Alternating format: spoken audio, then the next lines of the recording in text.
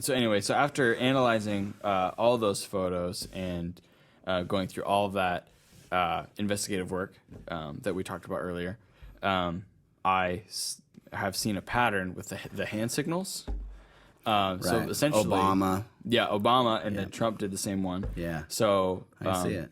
So I think that proves that Obama is one of them, and the reason that Trump did it is because Trump is Obama's son, illegitimate son. Makes complete sense to me. So, yeah, I think, so I'll be ready to, really speak on that. I think you need to. Yeah, People need to know. I think so.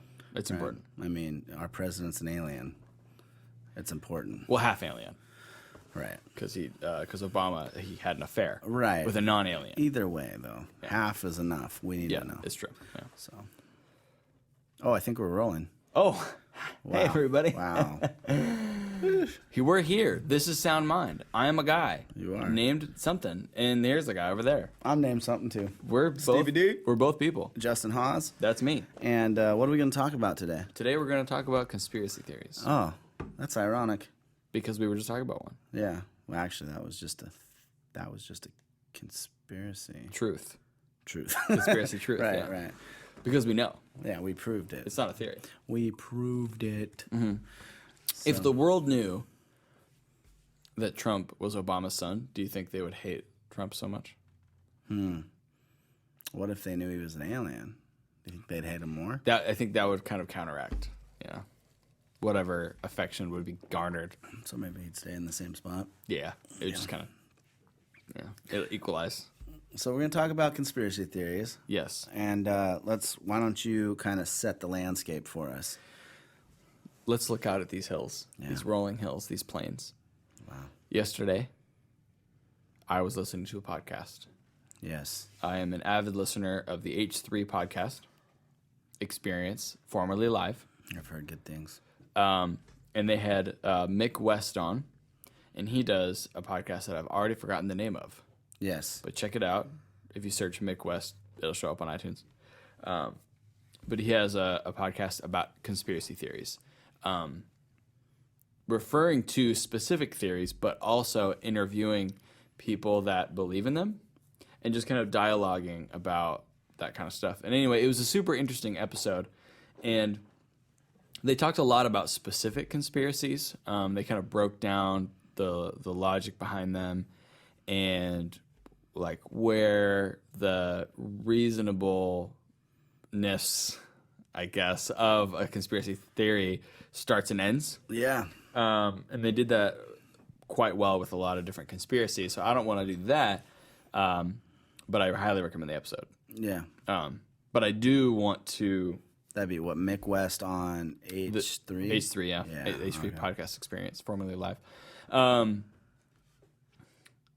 Yeah, so I wanted to more ask the question, what is the motive behind a conspiracy theory? What kind of people believe in them? Right. And why? Like, what makes somebody susceptible to a conspiracy theory?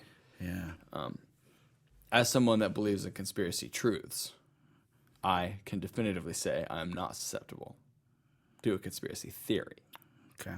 I only believe in conspiracy truths. Okay, so that's such as Trump being Obama's son. Right, which we've established. Yep. Facts. So logic. So let's, for our audience sake, how do you keep yourself able to identify conspiracy truths versus conspiracy theories being sucked into the vortex that is largely mythology, unless proven to be a conspiracy truth? Such as? Right. You said it. I'm not going to. Yeah, okay. So we've already used this analogy, but they haven't heard it. Mm-hmm. And to clarify, I said analogy, not algae. But to revisit this analogy that I already said earlier, that they didn't hear, is you got to take out your wig. Okay, the wig of your mind. The wig. And you got to take your comb. Okay, the comb of your brain. Comb of your and you brain. need to wig of your mind. Untangle the hairs in the wig. And you need to see what's tangled. Right. And what you can untangle. Right. And what is the hairs. The hairs are your beliefs, Your thoughts, your notions. So why would you even want to straighten them out if you didn't know there was a problem in the first place? This is a great question. Yeah. So you're talking about diagnosis. How do you diagnose that you are susceptible to a conspiracy theory? Is that your question? Yeah, or just even like have the, have the motivation to even start to ask the questions. Well, I think you should do that with everything. Like, I don't think that should be like, every once in a blue moon, you kind of do a little sift through. What's my favorite pasta? Yeah. What's my favorite? Like that. Not like that, but like as you take in new information, just question it. Right. Question and get different sources for things before you believe them. Yeah. Because if you only have one person telling you what the truth is, that's faulty. It could be. Could be. We don't know for sure. Well, it's faulty to base any strong belief off of one voice, even if it turns out to be true. It's just the process in getting there is you're going to have problems eventually. Right, yeah. If you're too trusting in one individual. It's kind of like doing research on Google. Yeah. I mean, even people who do research papers, don't take all your information from one source. Yeah.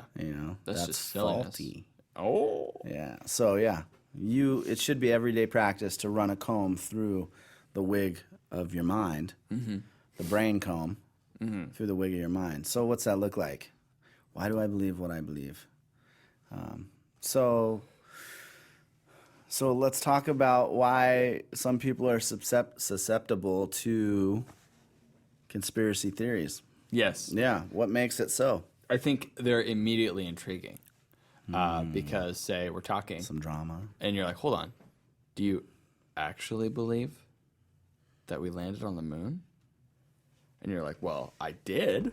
Yeah. I did think that we did. Why would we not have? Well, actually, there's a lot of evidence that we didn't because if you look at the facts of the situation, it seems like we filmed the whole thing on a soundstage. Wow. And Stanley Kubrick directed it. Is that actually a real thing people believe? I don't know. Okay. That's they great. paid millions of I believe. dollars. See, I'm susceptible. I was like, what? People think that? Stanley Kubrick, what? Do my moon show. But here's the thing, though. Stanley Kubrick wanted to do it like really realistic, so Yeah. they went to space anyways. Wow. Yeah, So it's a fake, real it's a fake, real conspiracy. moon landing. Yep. Wow. But anyways, Yeah. So it's kind of like we the drama of it. We want to believe. yeah, and the government's just trying to trick you. And you're, I'm not gonna get tricked by the frickin' government. Those idiots. Yeah. I think that's an element of it. Yeah, it kind of reminds me of you have kids who grow up in a household and they get their whole structure of their belief system largely from what their mom and dad believe. Yeah. And then you see a lot of these kids like hit college, Yeah. especially they go to universities, and all of a sudden their whole worldview is rocked because they've never heard Encountered any other information a that differing idea. contradicts, what they've built their whole worldview on. Yeah, which is sketchy. So I think as a parent, that's kind of a wake-up call, too, because it's like you have to expose your kids to different ideas and let your kids walk through that process themselves of being and showing them at first, this is how you glean information, this is how you avoid wearing one color of a lens, and just kind of being able to sift through all that accurately, or at least as accurately as possible. I mean, there's some stuff that we're never going to know the entire truth. But yeah, I think a lot of it is just kind of just being able to put that into practice of being able to question in a way that's not immediately distrusting per se. Right. Because you're not, if your motive is discovering the truth, I mean, that's not a bad motive. You're gonna, even if the search ends up not giving you what you were looking for, it's not a bad thing in and of itself. Okay, yeah. I think that's a huge point. So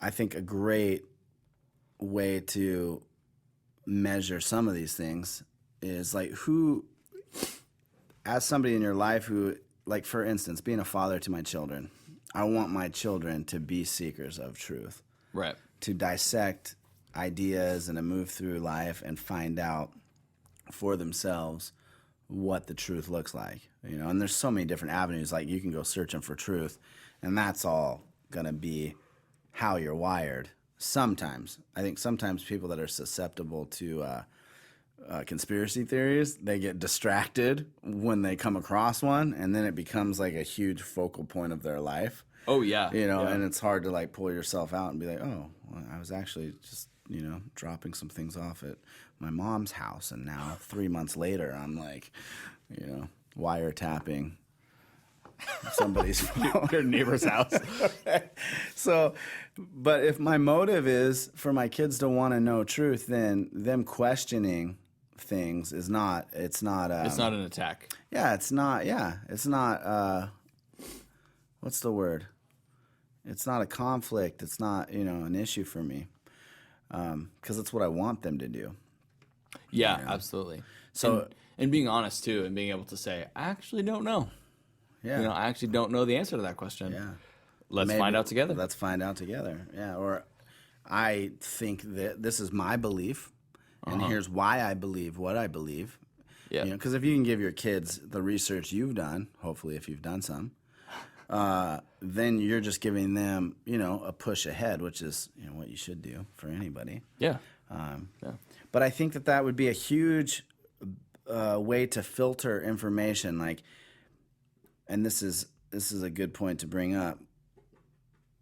Let's bring up like Charles Manson, for instance, right? Yeah. Hugely known conspiracy, cult, you know, whatever you want to call it. He convinced, I can't remember how many people to murder how many people. I think it was 4 women. There was multiple murders, and I think some men were murdered too. Yeah, I'm not. Yeah. I'm not hugely knowledgeable on that. Well, Charles Manson didn't commit any of the murders, Yeah. but had this weird following, right? Yeah. So, again, whoever you're confiding in, who is giving you information, is the motive them wanting you to search out truth, to become a better person? Or do you feel like, you know, there's, what do you call it? Like an ulterior motive? Do you feel like they want something from you? Do you feel like they're trying to, you know what I mean? If you feel bogged down, like if you don't act or respond or think a certain way, like there's tension, you know, that's a huge indicator that, you know, there's some control things going on there. Yeah. You know. So if someone's asking you to join their cult so that you can murder people, that's a red flag. that's a big red flag. Yeah. But that's not how it works. Yeah, it's true. know? It's a slow process. Yeah. It's like of winning people over. And yeah, Charles Manson was lofty and like, you know, had these big ideas and, you know, you can know yourself in a deeper way. I see how sad you are, you know, and like, you know, manipulating and using emotions and identity. And so these are a couple factors, you know. yeah, I mean, definitely part of it too is what's weird about it. For instance, like flat Earth, which is like everyone's favorite conspiracy theory to meme on. Yeah. Because it's so, I don't want to say easily disproven, Yeah. but disproven in a lot of different ways. Yeah. Like, it's measurable. Like if you, but I mean, there's an answer to everything, right? Yeah. So an example that Mick West uses on H3 is when he went on a plane, he measured the gradient of the Earth while he was on the plane. So he's like, I'm going to do this myself, and it maths, it works out. So it's like a 2% grade, right? Yeah. And he's like, yep, there it is. The Earth is curved. Yeah. You know, yay me. But then the response was, well, that's just because the windows of the airplane are curved. Ooh. So it looks like it's curved when it's actually flat. There's always a response. There's like something that people can use to disprove what you're saying. But it just, if it conquers your entire life, you know, maybe you should take a hard look at it. Because logistically speaking, if the Earth is flat, how does that negatively or positively affect you? You know what I mean? Yeah. It doesn't. So why keep bringing it up? Like why do you care about it if it does not impact your life at all? Right. Like so, even if the government hid all this stuff from you and you don't know, yeah. it's not going to change your life. Yeah, because I mean, like a lot of them controversies are sourced out of can't trust the government. Right. I mean, it's like, well, we know that. Yeah. You know what I'm saying? Like that's not a conspiracy.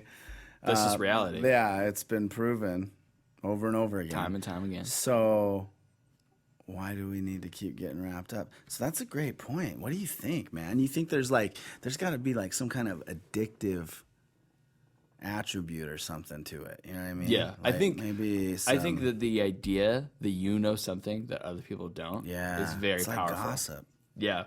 Yeah. Yeah, like maybe a lot of people. Well, that's crazy because the tabloids are all filled with conspiracy theories. Right? There's something addictive, I think, going on there, like compulsive. Yeah. You know, like people that are prone like to drama.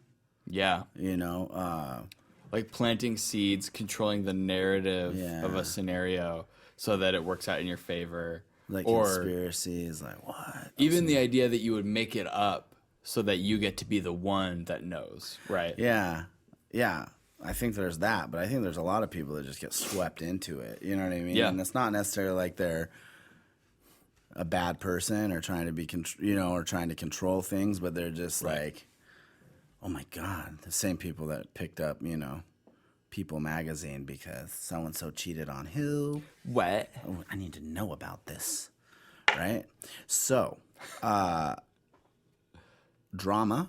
Yep. Conspiracy, what's the word I'm thinking? Conflict. Yeah. It probably produces some level of adrenaline.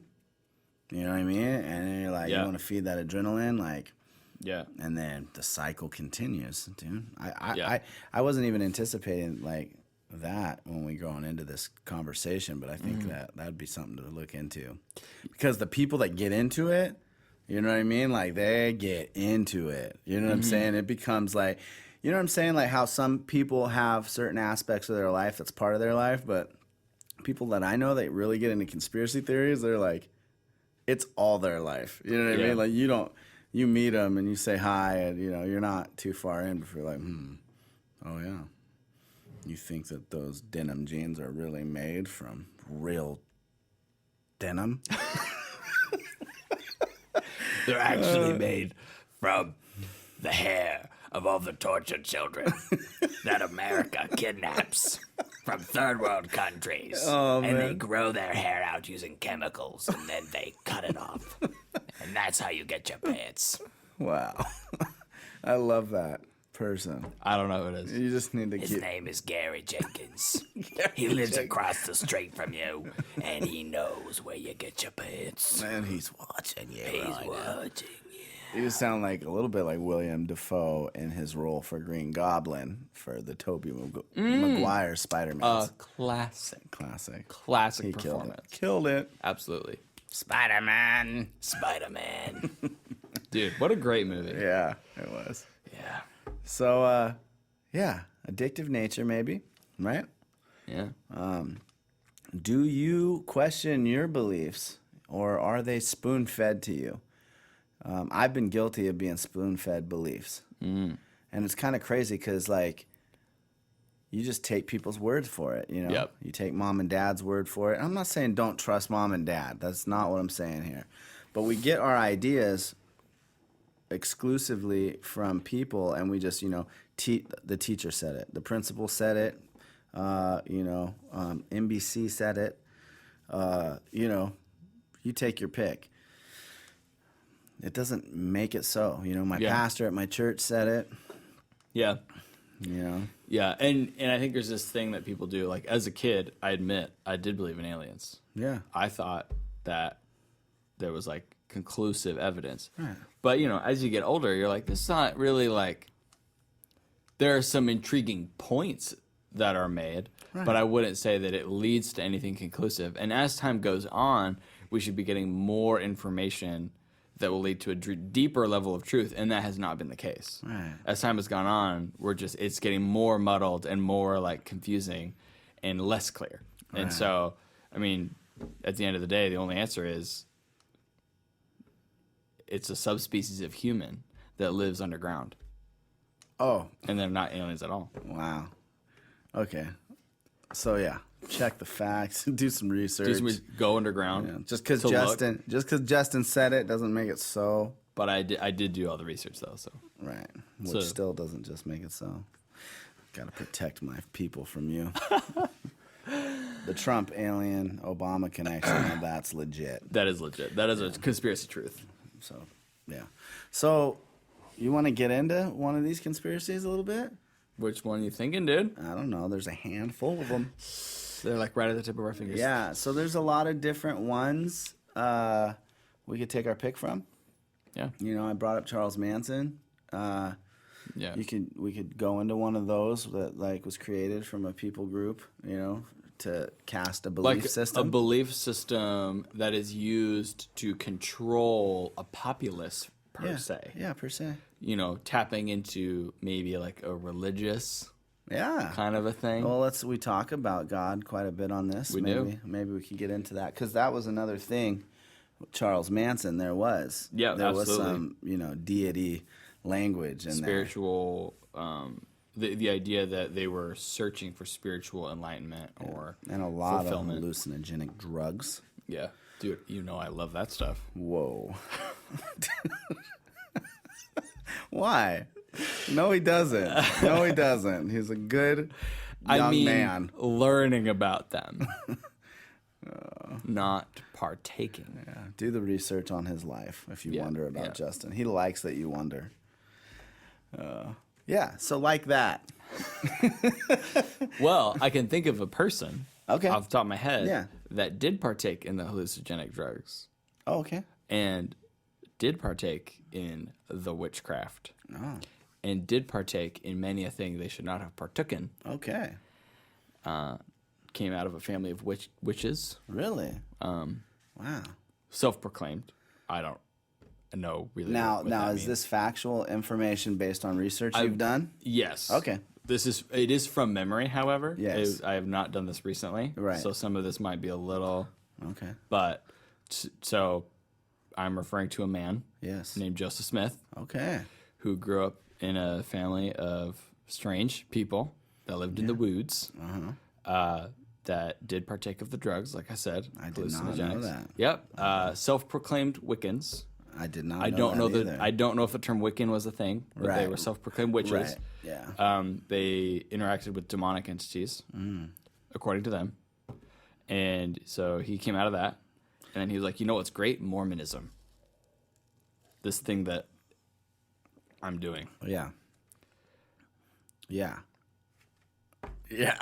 So Joseph Smith, the founder of Mormonism. Yeah, great guy. Yeah. Great guy. Great guy. So Mormonism, let's go into it. Yeah, dude, let's dive in. Okay. Mormonism was a violent, awful, horrible religion in the beginning. Yeah. It was used to control people on a mass scale, and the fruit of it was entirely negative for a long time. Yeah. A very long time. Well after the deaths of Mormonism's founding fathers. Right. Joseph Smith himself was, by all accounts, not a great dude. People talk about a lot how he was anti-slavery, but the reality is that was a very popular opinion at the time, and it was that so this is the belief. Yeah. It's like it's hard to even like comprehend this. Yeah. But the idea that having anyone of color around was so abhorrent to him that he was like, I would rather just ship them all away. Yeah. I would rather they just be gone. And so his thinking was having a slave that was not white was a sin, just due to the facts. Right. So again, anti-slavery. Oh, that's a good thing. And then you dig into it, and you can see. Because I know that a lot of the old doctrine, like if you dig deep in Mormonism, is very anti anything beyond white race, right? Well, I mean, you couldn't even become part of the Mormon Church if you were black until like less than a decade ago, right? Or maybe a decade ago. Yeah, I'm not quite sure how long, but it's pretty fresh. Yeah, and that's disturbing. Yeah, to say the least. There's a saga that you have to look at in order to accurately judge Mormonism. Like we all have that nice Mormon friend, right? But I mean, if you're looking at it as a belief system, the history of it is not nice. Well, when you sit down to talk, most of the time when I've sat down to talk to someone who is Mormon, they don't know this stuff. Well, why would you talk about it? Like, why would you talk about how Joseph Smith was this horrible guy when he founded like this whole religion that you're practicing? Yeah. It just doesn't make sense. Right. Again, this is the brain comb. Yeah. Take out your comb. Mind wig. Rub it through your mind wig. Right. Yeah, there should be multi ways to look at something and be like, oh, yeah, this is because of this, and this. Like, things form, they come together. Yeah.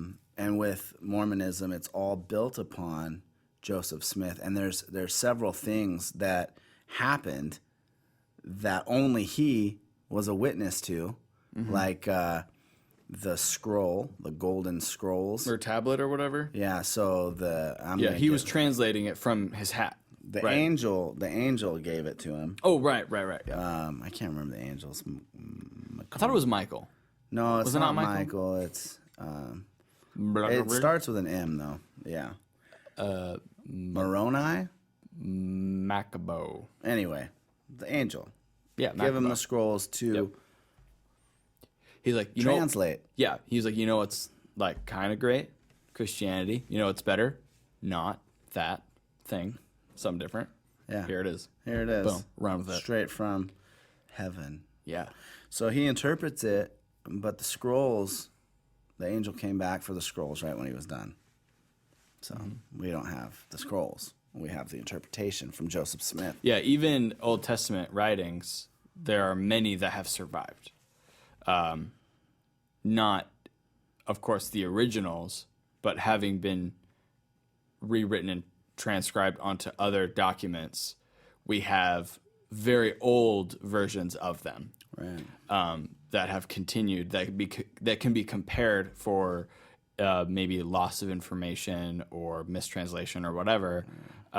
So there is, and then there's historical crosshairs too. Yeah. So the Bible has a lot of historical crosshairs that place people at accurate times and with accurate information. Right. And or so, you can go to places in Israel where those bones still are. Right. Yeah. And so even if you're not a religious person and you don't think that any of the supernatural things in the Bible happened, there are a lot of things documented in the Bible that we thought happened a certain way, and we laughed at the Bible because, how could you think that happened that way? And then through more archaeological excavation, through more research, it's been discovered, it actually did happen that way. Yeah. In the Bible, the Old Testament specifically, that's the way that it happened. Said it from the beginning. And so that's not something to laugh at or whatever. The Book of Mormon, I heard it described as Christian fan fiction. And I think that is an accurate depiction. If you read the Book of Mormon, it is, to be completely frank, it is nonsensical at best. Yeah. It does not have historical crosshairs. It does not. It is so racist. Yeah. It is so racist. Just in ways that are completely defy all logic. Yeah. Like the idea that the Native Americans were Jews that were cursed and that's why their skin was red. Yeah. Like, that's just like something a kid would come up with. That doesn't make sense. It's so nonsensical. You can, we got the DNA test now.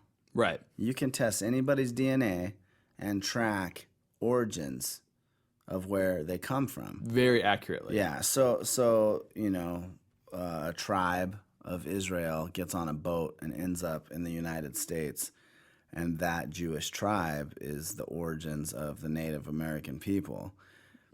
we can check their DNA and say, without a doubt, no.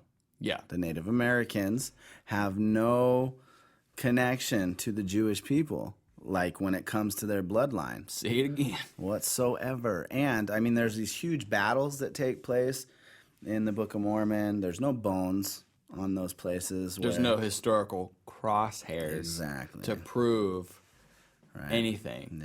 Yeah. And then a brilliant rebuttal to Mormonism, that one South Park episode that I was telling you about, which if you haven't seen that South Park episode, there's some other stuff that we're talking about that they don't talk about. Yeah. But that episode, I don't remember the name of it, but that episode does a phenomenal job of targeting like some very glaring flaws. Right. Just in the whole process. Just talking about Joseph Smith as a guy, and about how he was transcribing the original Book of Mormon, and the guy who was writing it down, he was showing it to his wife, and his wife was like, "This is bananas. So pretend to lose the document and tell him that you lost it, and if he can give you the exact same transcription a second time, you'll know that he's reading it from somewhere, and that you can compare them and go, okay, he's not just making this up." And he thought that was a great idea. And so he did that. Joseph Smith lost his mind, got super mad, and then just gave him different information. Like, he didn't give him the same books again. Yeah. He went to a completely different place. Okay, instead of the Book of Levi, I'm going to talk to you about the Book of Levi. Like, he has like, how did he convince anyone? It blows my mind. Yeah. It's like he's operating solely from a position of the Bible has the ability to captivate people, and so I'm going to pull them in using that as an anchor. Yeah. So, yeah, just quick little side point is I love Mormons. So if you are Mormon, I love you, and I would love to talk to you about all these things. I also really love God, and I really love Jesus, and I believe that you can have like a real encounter with him. And so I just want to point that out there. I've got nothing against Mormons. The belief system of Mormonism, I am in total agreement from everything that we're talking about is it really does fall into conspiracy theory. It reeks. It reeks. So I'm going to be honest. Yeah. I've had a lot of extended conversations with Mormons, Yeah. and they never went anywhere Oh, really? because they're not, in my experience, I was asking questions they did not have the answers for. Because for me, as a Christian, because they claim that they're Christians as well, Right. the word of Jesus is enough for me. I don't need anything else. And they're telling me there's all this extra stuff, extra doctrine, extra things to do that Jesus didn't even talk about, address. Why are you trying to subtract from what Jesus is saying by adding all this other junk? It doesn't matter. And so they claim the same thing at first. Oh, of course, we're followers of Jesus. We want to do what Jesus says. But then we get into a conversation, and it's like, oh, well, when I have to choose between doing what Jesus said to do and all this extra stuff, I would prefer the extra junk. Right. And so that I have an issue with that. Well, yeah. Don't tell me that you're trying to. I'm just trying to follow Jesus, Right. and then also follow Joseph Smith. Yeah. Yeah. Well, I've had a lot of different conversations with Mormons too, and some of mine have went somewhere. Typically, they come to your house. Yeah. In twos. Whether you want them to or not. Missionaries in twos. Typically, there is one younger and one older, and I don't necessarily mean age. I mean their length of time being a leader in Mormonism. Yeah. But a lot of the young ones are fresh out of their missions training that's done in Salt Lake City, and something happens at this thing. I don't know exactly what happens, but something happens there. Most of the young ones I've asked, when did God become real to you? A lot of the answer I get is, it became real at missionary school. So something happens there. in Salt Lake City, and they buy in. Granted, a lot of the young ones that I'm asking this to, and I'm talking, 22, 20, 24, they grew up in Mormon households. You know what I'm saying? They were around this their whole life, but still, commonly, the answer I get is it became real in missionary school. Interesting. So something happens there. And unfortunately, a lot of them are really hungry to know truth. Now, again, we're talking about conspiracy theory and the motive behind them. Mm-hmm. If you feel like someone is leading you into knowing truth, eventually, as you walk in relationship with that person, you begin to trust them because you feel empowered by their influence in your life. Right. When somebody has an agenda or a motive to get you to think a certain way, you can feel that. That's different. It's not empowering. It actually feels like something that they want you to wear. It's confining, It's pressure. When you are fighting it or questioning it, you feel more tension. It's actually a very easy way to kind of filter through your life and to recognize those influences. Those influences in my life could be toxic if I let them. If I identify them and I know, like, oh, I feel this when they're around, but I'm set in myself and I know, like, okay, I can still. At first, when I'm learning this, I'd say push those toxic people out of your life if you can. I mean, you need to be able to recognize that's what's happening for sure. Yeah. I mean, at the end of the day, if I had to sum up, my position on it, is anything that's not, as a Christian, anything that's not doctrinally part of what Jesus said doesn't really matter. Right. So why buy in? I'm not going to buy into that if it doesn't matter to what Jesus was saying. Right. And I have not heard a rebuttal to that. So if you're a Mormon and you want to come on the show and you want I'd love to. And you want to rebut that, Oh, let's rebut all day, dude. Let's do it. I'll rebut your butt and then we'll rebut each other's. No, I'd love that. That'd be great. And the thing, even in the scripture with Jesus, like, if you look, his motive was truth. To bring truth, to see people healed. He did all the things that were wrong in the eyes of the religious people. Mm-hmm. He's got prostitutes running after him, or washing his feet and wanting to worship, and people are like, do you know what kind of woman this is? And he's like, it doesn't matter. You don't know. So it's just a complete different. When the Mormons knock on your door. And they know it too. I mean, it's not like we're knocking on your door because our goal is to convert you into our belief system. Right. For me, as a Christian following Jesus, I hope that you encounter the love of God and you're set free by who he is in your life, because I want freedom for your life. But I'm not trying to convince you of things. It doesn't matter if you believe the stuff. Yeah, because that's the thing. We could really get into this on a whole nother level. Let's go. Because there's so many different sects of I know of Christianity. Yes. That fall into the very same motive as this Mormon piece that we're talking about. You know what I mean? Yeah. So again, just because somebody says I'm a Christian, I believe in Jesus, and they go to some denominational church that believes closer to, it's all about motive. Are they trying to conform you into something, or are you being set free? Are you feeling like weight is coming off of your life? Jesus said that about the Pharisees and Sadducees. He said, you keep adding weight to people that are oppressed, but I've come to set people free. Dummy dum-dums. So that's a huge indicator. But, so ask a lot of questions. And we don't have to just dump on Mormonism. We can dump on Catholicism too, dude. Okay, dump on Catholicism is all about controlling people. If you look at the history of Catholicism, they were trying to get, if you pay us, we'll take off years of purgatory, right? Because, and by the way, purgatory is not even mentioned in Scripture. So if you don't know how the Old Testament and New Testament came to be documents that were packaged together as the Bible, a massive, let's just say a convention was held where all these biblical leaders have all of these books, right? Okay, well, how do we compile this thing, right?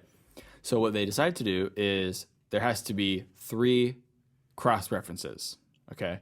So it has to reference other books, and other books have to reference it. And I forget which way it went, but it was like it had to reference 2 other books, and one other book had to reference it, or something like that. Yeah. And then every other book was left out. Yeah. So, for instance, the books of Maccabees, I think there's 4. Are those the ones in the Catholic Bible? They are in the Catholic Bible. Right. So those are the 4 that aren't in the. There's a lot. There's a lot of books that are not in a normal. I'm going to say a normal Christian Bible. Yeah. That are in the Catholic Bible. More than 4. There's a lot. Okay. Some of them are fun. I've read them all. Yeah. Some of them are like fun little stories. Oh, that's so nice. Right. Like it's like a Jewish folk tale, right? Like the Book of Tobit is like a folk tale. Bell and the Dragon. Fascinating. Is that the Lent one or the coughed up the like hairball? The dragon and the hairball thing? Yeah. That's Bell and the Dragon. Okay, so back to the Book of Maccabees, 4 books. I don't want to cut you off if you were trying to make. Yeah, I was going to go back. Okay. But yeah, so Maccabees disagrees completely doctrinally with the rest of the Bible, the entire rest of the Bible. How are you going to put that next to the entire rest of the Bible and say this book is equally valid? It does not make sense. Right. Just completely. The idea of the afterlife, the idea of just so many elements of Christianity are in complete disagreement with the Book of Maccabees. There is some fascinating historical stuff in the Book of Maccabees, but it does not belong in the Bible, and that was the judgment that they made at the time, and I agree with that. Catholicism is or was when it first began. I can't speak to Catholicism now, but it was an attempt to control. Almost every element of Catholicism was an attempt to control the uniformity of the ranking, right? So you wear like these special clothes because you're special. You stand up higher than everyone else. That was something Catholicism started, having a podium that the preacher would step up onto. Is a Catholic idea. I'm standing over you, telling you what to think. Right. The idea that only they can translate the Bible to you. Yeah, right. You don't get to own a Bible. Like that's all. Those are elements of control, and and some of that continues today. It's a lot better than it was, at least in America. It continues today, like not only in Catholic circles. It continues today in all religious, It had a spreading effect. Yeah. And it's not that Catholicism started something. Right. It was that we as humans take advantage. So we see, there's power in this thing. I'm going to use it to achieve my goals. Exactly. Which for Joseph Smith was almost completely short term. I want to have more sex more frequently, and I want to be able to get the things that I want from all these people. But he created, I hope that he didn't do this on purpose, but he created an empire off of this stuff. Yeah. And that's a dangerous thought. Yeah. No matter who you are. The interesting thing with Mormonism, too, is so they have 12 apostles, and they have a prophet. And so one of the things that they've been able to do, because doctrinally, you've got the Church of Latter-day Saints and you got a Reformed Church of Latter-day Saints, but a common thread you've seen too is they've acknowledged at different points our doctrine that we're based on is completely flawed and we're going to change it now. And one of the ways that they do that is when they have their one prophet, and it's a belief in there that like what the prophet says is now doctrine. Right? So because of the way that even their leadership is set up, it allows for their doctrine to continually morph. Yes. And still be divine, even though it contradicts this year what it did 20 years ago. Which missed me with that crap. Yeah. For sure. And another thing that does, too, it doesn't necessarily nullify what was done before. Because it's like, no, that was then. That was then. And they do that with the Bible, too. Yeah. Well, anything that's different in the Book of Mormon, since the Book of Mormon was after the Bible, it overwrites what's in the Bible. So that allows them to completely, they don't have to cross-reference to make sure that it's accurate. They can just bowl it over. Doesn't matter. Yeah, so, there's that. A bunch of crap. We just opened up a crap show. A can So, of worms. As we're talking, I realize that something with the younger generation coming up now is it's almost like we've been fed so much crap. Like, I don't want to believe anything. Yeah. So everything goes. Yeah. Well, we believe in the self. Yeah. Right. What about my truth? Well, you might have your truth, Stevie, but I have my truth. Right. I've experienced life differently. Right. And so my truth is that this is fine to do. Right. I can do this. Right. Well, I think that happens. Yeah. And I think that the proof of if it's working or if it's good is the fruit, or it's the effect. What does that get you? Right. Because if your truth keeps leading you into abusive relationships where you get your butt kicked, Yeah. and then dude goes to jail, and you've given up a couple kids for adoption, and he gets out, you're still in love, and and we're gonna sit here and have a conversation, and someone's gonna validate your truth, because there is you are believing something, and you are convinced that it's true. And it has a very vicious cycle in your life. So based on that relative thing, now I'm sitting here going, no, both are valid. You say that, you just want that person to stay in sickness, stay in toxicity, stay in abuse. And this really does circle around to how we started this, and essentially what it is the things that you believe will affect your life somehow. And so it's just a matter of figuring out how. Like the scenario you started with towards the beginning, where you just get distracted. You just veer off because you're exploring this conspiracy theory. That's going to have an effect on the relationships in your life. Yeah. And the question is that going to be a positive or a negative one? Right. And just so evaluate, what is the things that you believe, what is the effect? Yeah, and if you're having to spend a grip of energy to justify the reasons why this pursuit in your life is having a negative effect on you, then you're probably in danger of, ending up in a hole that it's going to be harder to get out of. Yeah. So if you're the only voice that you're trusting, that's already an issue. And you did the spiel of don't get mad at us. We love you. Like that kind of thing. Yeah. That's not why I did that. Yeah, I know. Yeah. So I just kind of wanted to touch on that a little bit. Like, I dislike dishonest representations. Yeah. And so when I look at Catholicism and Mormonism, I dislike the representation of Christ that they give. Yeah. And that is what I dislike. Yeah. So any conversation that we have about Mormonism or about Catholicism is about that. Yeah. It's not about anyone in particular besides maybe Joseph Smith. It's about how those ideas portray a person that I believe in. So yeah, and it's not. I love all people. I've had lots of conversations. I enjoy having conversations with people that are from the Church of Latter-day Saints. I enjoy having conversations with people who practice Catholicism. I enjoy having conversations with lots of different people with lots of different beliefs. And I've actually had, it's crazy, I've had relationships with people that are Mormon that the relationship came to a place where their agenda wasn't happening.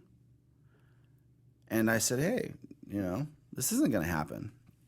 But I like you, and I would like to keep on having a relationship. Yeah. And that was where it stopped. Now, if I'm ever going to talk to that specific person again, we're going back there. You know what I'm saying? So it's not like, I'm not saying, it's all individual based. I have a problem with the belief system, and I'd love to have conversations with people when we end up in a place where it's like, okay, you're being deceitful or you're not even willing to embrace another point of view. That's stupid to me. Yeah. Like, you're being an idiot.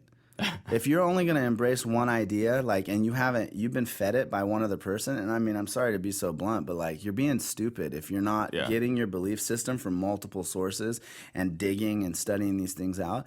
And I don't have time for idiots in my life. You know what I mean? If you're searching, then like, let's continue, because I'm searching. Yeah, let's you know what I'm search saying? together. Like, I'm searching for truth.